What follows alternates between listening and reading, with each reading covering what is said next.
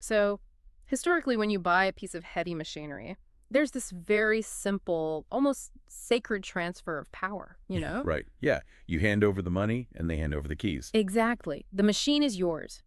You turn that physical key, the engine starts up, and the car does exactly what you tell it to do. It's a closed loop. A purely physical transaction. Right. But if you look closely at the modern digital dashboard today, that physical key is really becoming an illusion. Oh, absolutely. The whole relationship we have with our own property is shifting fundamentally beneath our feet. We're moving away from a model of outright ownership and into something closer to an ongoing software license agreement that you literally drive to work. Yeah, and that shift from mechanical property to basically a licensed software endpoint, it's arguably the most significant transition in consumer rights of the 21st century. Really is. I mean, we saw the vanguard of this years ago with agricultural equipment, right? Right, with the tractors. It's exactly. Companies arguing that farmers didn't actually own the software running their tractors, which meant they couldn't repair them independently. Which was a huge deal at the time. Right. And now, that exact same legal and architectural philosophy is migrating straight into your consumer garage. So the vehicle you think you're buying just for mobility is increasingly being engineered as a two-way conduit for compliance and surveillance. Precisely. And that brings us to the stack of documents we are opening up for today's deep dive. We have a fascinating collection of recent reporting and legally filed patent applications from Ford. Some really eye-opening stuff in there. Yeah, totally. So our goal for you today is to decode what these filings actually reveal about the trajectory of connected cars. We are looking at a world where vehicles are actively transitioning from simple transportation into sensors, enforcement tools, and financial compliance platforms. But we do need to ground this immediately in reality.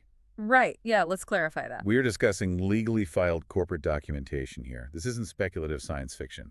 Yeah. Right. It's real paperwork. It is. However, a patent application does not mean these specific features are, like, currently rolling off the assembly line right this second. So you're not going to buy a car tomorrow that does all this. Exactly. But these documents are crucial signals.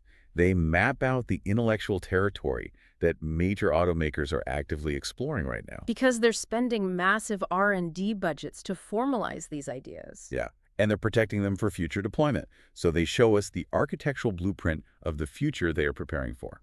Okay, so let's start with the architecture of the sensors themselves. I mean, for decades, vehicle sensors have been strictly utilitarian. Very basic, yeah. Right, like if a car had a sensor, it was usually inward-looking.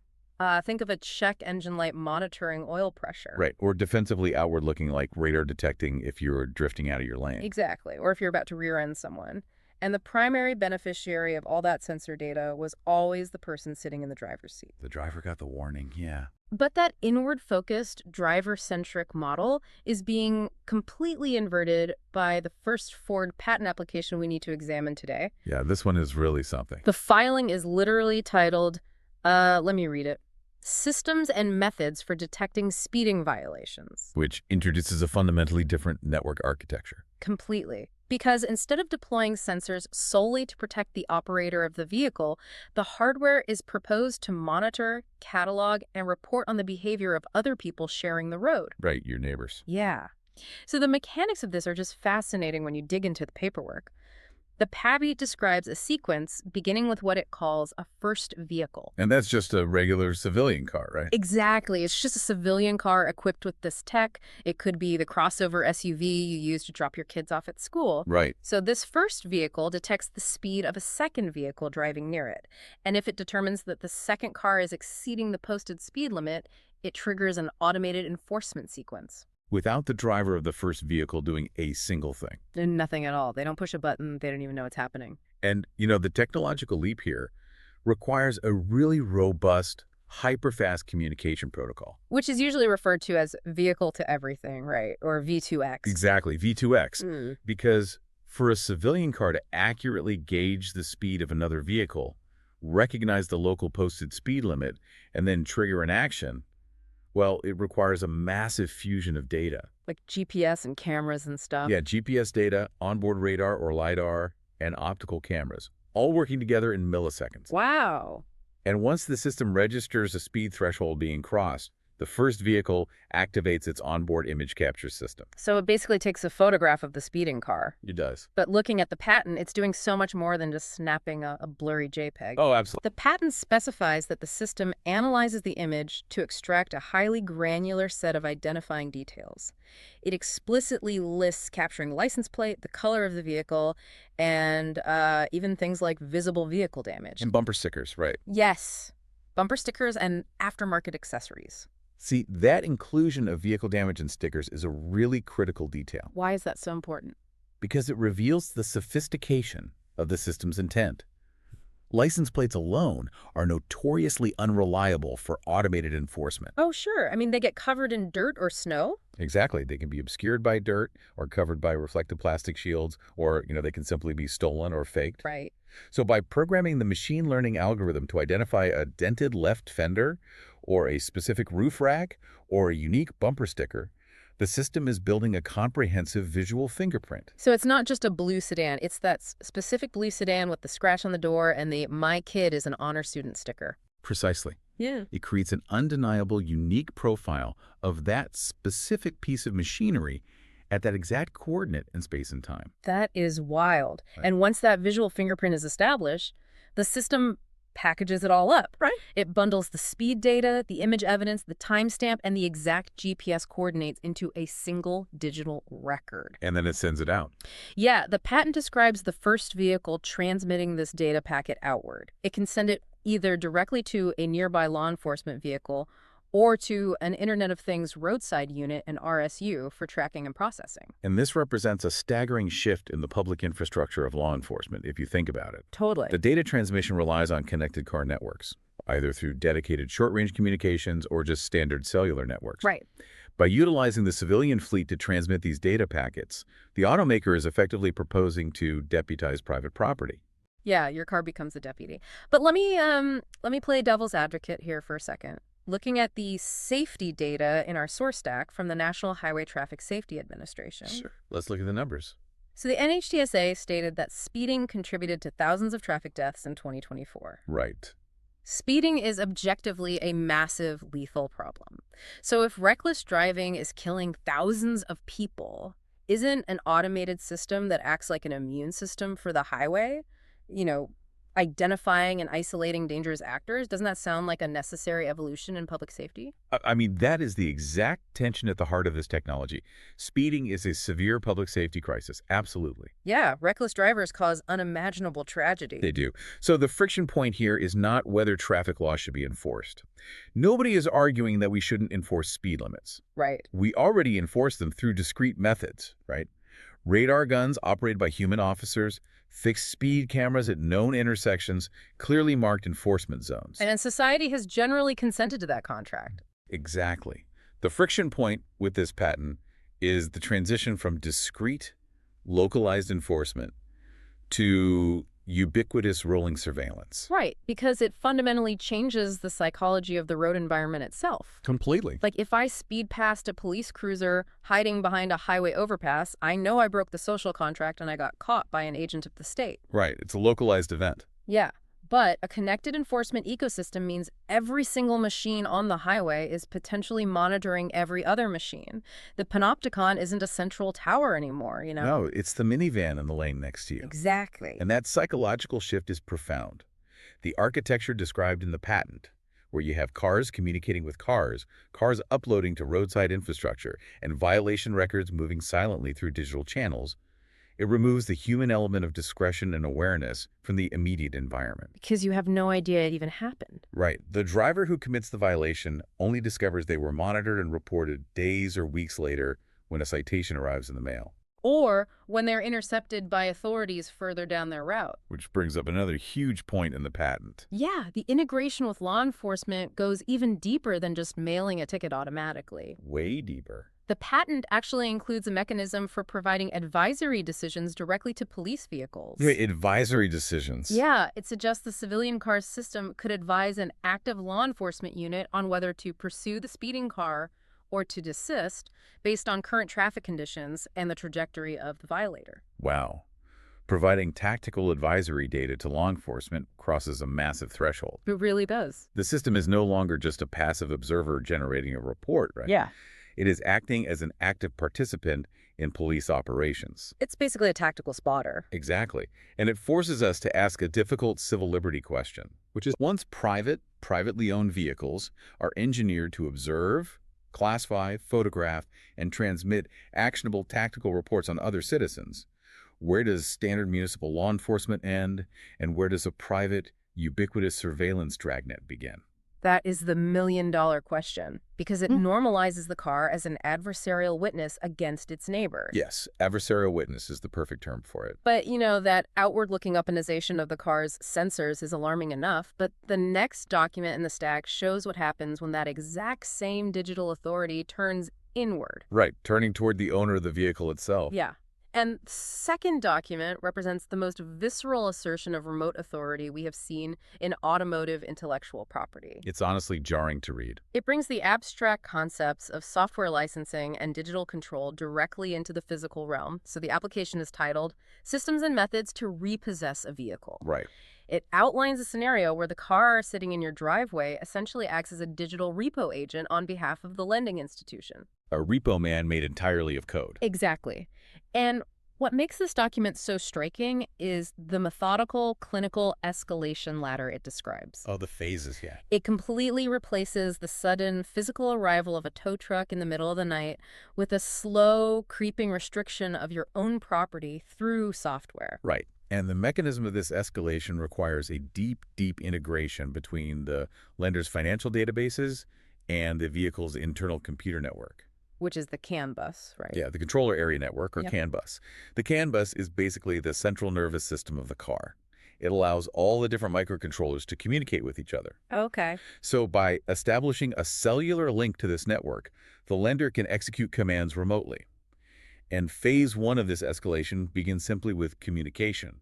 Just a warning, basically. Right. The lender-side system pushes notices directly to the vehicle's infotainment screen or the owner's smartphone. And it demands acknowledgement, right? Exactly. So you sit in the driver's seat, you turn on the ignition, and before you can even pull out of the driveway, the dashboard screen requires you to interact with a prompt, proving you have seen the late payment warning. It's like having to click agree on a terms of service pop-up just to go to the grocery store. That is so dystopic. But it gets worse.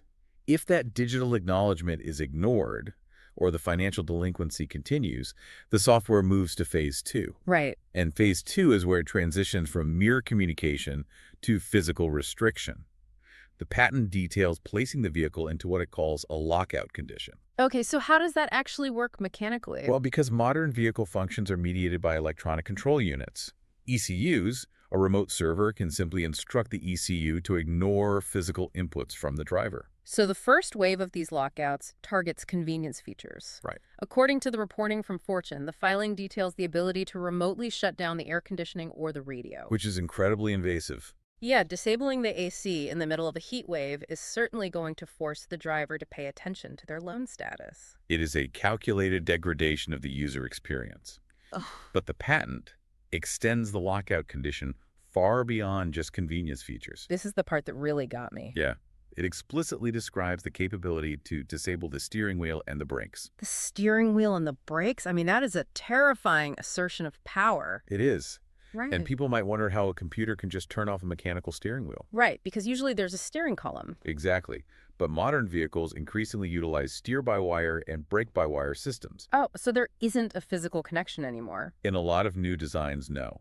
There is no longer a mandatory, solid mechanical linkage between the brake pedal and the brake calipers. Wow. Instead, there is a sensor reading the pressure of your foot and a computer telling the calipers to clamp down. So if the computer is programmed to ignore the sensor, the brakes simply do not function. The remote authority holds absolute dominion over the physical capability of the machine. that is just wild to think about. And assuming the car is parked safely, locked out, and structurally disabled, the system then moves to phase 3. The active annoyance phase. Yeah, active annoyance. The filing includes the capability to trigger the vehicle's chime module to beep constantly. Just nonstop beeping. Literally. It turns the car into a multi-ton alarm clock sitting in your driveway, emitting a continuous sound designed specifically to harass the owner into compliance. It is quite literally a psychological pressure tactic built right into the fundamental architecture of the vehicle. It's basically a shakedown by your own car. Pretty much. Yeah. However, the most extreme measure, which is Phase 4, is reserved for vehicles equipped with advanced Level 4 or Level 5 autonomous driving capabilities. And this is the scenario where the car actually repossesses itself. Yes. The patent describes the vehicle cooperating with its internal computer to physically turn on, pull out of the owner's premises, and route itself autonomously. Just drives away. Yeah, it could drive to a repossession agency, a local impound lot, or directly back to the lending institution's designated location. The physical machine acts entirely independently of the human who purchased it. It's unbelievable. But, while analyzing this escalation ladder, we really have to look closely at the fail-safes the engineers included. Oh, absolutely. The fail-safes are very telling. Right, because those fail-safes reveal the inherent danger of the system they're building. They do.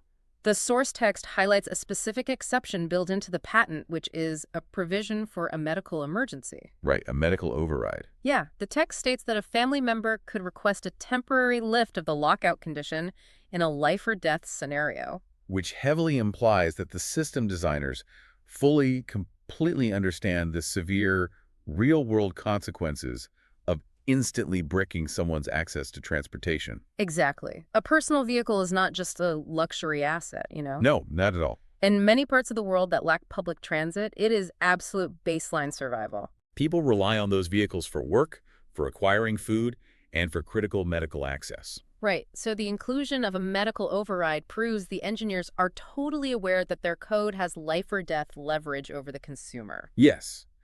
And look, lenders absolutely possess legal rights when a borrower defaults on a contract. Sure. Nobody's saying loans shouldn't be paid. Right, the repossession of collateral is a standard mechanism of finance. Yeah. However, there's a vast structural and ethical chasm between the traditional legal process and this automated system. Because the traditional process involves, court orders, human repo agents who are subject to trespassing laws, and actual physical logistics. Exactly. A human can use discretion. A human tow truck driver isn't going to tow your car if you're actively having a heart attack in the driveway. Right. But this patent proposes a system engineered to preemptively punish, harass, and physically restrict a citizen through an automated cellular connection. The punishment arrives instantly. Yes, dictated by an algorithm before any human legal process is finalized. But there's a huge twist in this specific story regarding the repossession patent, which is crucial context for you to know. Yeah, the current status of the patent. Right.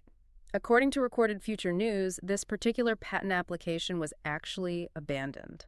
Interesting. Yeah, on October 20th, the status was updated to abandoned after Ford simply stopped responding to queries and office actions from the Patent Office. And, patent abandonment happens for numerous reasons in corporate R&D. Like what?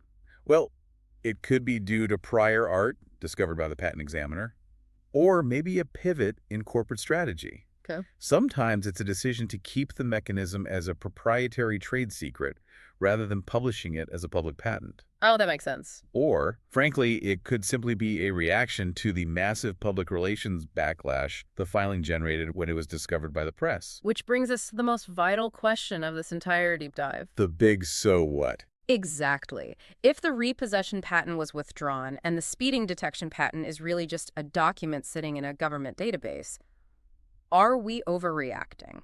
It's a fair question. Right. How do the automakers explain the existence of these highly controversial, dystopian-sounding documents in the first place? Well, when controversial intellectual property surfaces, massive corporations always rely on a very specific, carefully crafted public relations formula. Standard corporate defense. Exactly. The phrasing is designed to de-escalate public concern while maintaining absolute flexibility for the company's future product roadmap. So we have the exact quote from the sources. This is Ford's official statement to Motor Trend regarding these kinds of filings. Let's hear it. They stated, "Submitting patent applications is a normal part of any strong business." Right. And they emphasize that patent ideas should not be viewed as an indication of business or product plans. Classic response. Yeah. And honestly, on the surface, that sounds like a completely reasonable defense. It does. Tech companies brainstorm all the time. They run massive R&D labs that throw 1,000 ideas at the wall to see what sticks. And they file defensive patents to ensure competitors can't claim those ideas first. Right. So shouldn't we just take their word for it? Well, the statement is factually accurate, but we must logically deconstruct what it actually means in practice. Okay, let's break it down. When a corporation says a patent is a normal part of business and not a product plan, they are ruling out immediate certainty. Right, they're saying it's not happening today. Exactly. They are confirming there is no press release scheduled for next week. You will not see a self-repossessing mode listed on the window sticker of next year's models. So it provides plausible deniability. Yes, but if we look at the history of consumer technology, what does a statement like that not rule out? Oh, I see where you're going. Right. It does not rule out the fact that significant corporate resources, time, engineering talent, and legal budget were purposefully allocated to develop these specific concepts. Somebody sat down and wrote the code, or at least the logic for it. Exactly. It does not rule out the company planning for future licensing of this underlying technology to third-party fleet managers or insurance companies. Wow, insurance companies. And most importantly, it does not rule out partial deployment. What do you mean by partial deployment? So they might abandon the headline-grabbing feature, like the car autonomously driving itself to the impound lot. Because that's the part everyone freaks out about. Right. But they might quietly integrate the underlying infrastructure. They might deploy the remote air conditioning lockout or the infotainment screen payment warnings under a completely different consumer-friendly marketing term. Like Smart Finance Assist. Exactly. Smart Finance Assist. We have seen this exact playbook in the tech sector for 2 decades. Yeah, the slow creep. Companies file patents that seem intrusive or radical. The public notices. The company claims it's just exploratory brainstorming, and the controversy fades. And then what? 5 to 10 years later, the foundational architecture of that brainstorm is quietly integrated into an operating system update. Because by then, everyone's used to it. Exactly. It's normalized by the passage of time and the shifting Overton window of consumer privacy. So the existence of the paperwork itself is the signal. That's the key takeaway. We, as the public, have a responsibility to view these filings not as ironclad promises of tomorrow, but as flares sent up from the most well-funded research departments on Earth. Absolutely. They signal a massive, deliberate shift in the definition of a vehicle. We are watching the transition from a mechanical tool of freedom into a node on a compliance network. And transportation is being radically redefined. Yeah. The mechanical components, the tires, the transmission, the battery, they're all becoming secondary to the software layer. Which is wild to think about. It is. Mobility is being inextricably fused with data extraction, behavioral tracking, automated enforcement, and remote authority. The concern is not that every single patent becomes a reality in its original exact form. The real threat is the creeping normalization of the architecture itself. As the source material acutely points out, normalization is not the same as reassurance. Right. Because the future usually arrives first as paperwork. It always does. So we've tracked this architecture from the outside in today. We examined vehicles engineered to serve as an outward-facing immune system, generating visual fingerprints and speeding violation records of neighboring cars. The vigilant vehicle. Right. And then we dissected the autonomous ambush, where that exact same cellular connection turns inward. Escalating from dashboard warnings to the complete digital paralysis of the steering and brakes. Culminating in the car literally repossessing itself. And finally, we decoded the corporate R&D culture that frames these profound shifts in consumer rights as just standard business brainstorming. But to fully grasp the implications of this blueprint, we have to look beyond the isolated patents. How do you mean? Well, engineering teams develop specific systems in silos. But eventually, those systems merge. The architecture is modular. So if you put the pieces together. Consider the logical progression. We have one patent detailing a connected car capable of receiving real-time, highly granular speed violation data from the vehicles around it. Right, the V2X speeding net. And we have another patent establishing the legal and technical framework for an autonomous car to forcibly override the driver's inputs and reroute itself to an impound lot for a civil financial violation. Okay, I see where this is going. The collision of those two systems is basically inevitable. Wow. If the vehicle possesses the remote authority to physically drive you to a repossession agency because of a missed bank payment, Yeah. And it simultaneously possesses the real-time Veto X data, confirming you just committed a traffic violation. Oh, man. The physical mechanism already exists to automate the arrest. That is chilling. The architecture would seamlessly allow the connected car of the future to autonomously lock the doors, ignore the steering wheel, and reroute you directly to the nearest police precinct the moment it registers you breaking the law. Just bypassing the police cruiser entirely? Exactly. The mechanical and software foundations for that exact scenario are actively being formalized in the documents we reviewed today. It is a stark reminder that the nature of ownership is changing right in front of us. You might hold the physical key, but if the machine has the capability to report your behavior, disable your controls, and drive you to an authority against your will. The concept of private property has fundamentally evolved. Completely. You bought a car, but you are driving a compliance officer. That's the reality. So, keep your eyes on the road, but more importantly, keep questioning the software hidden behind your dashboard. Thanks for joining us for this deep dive.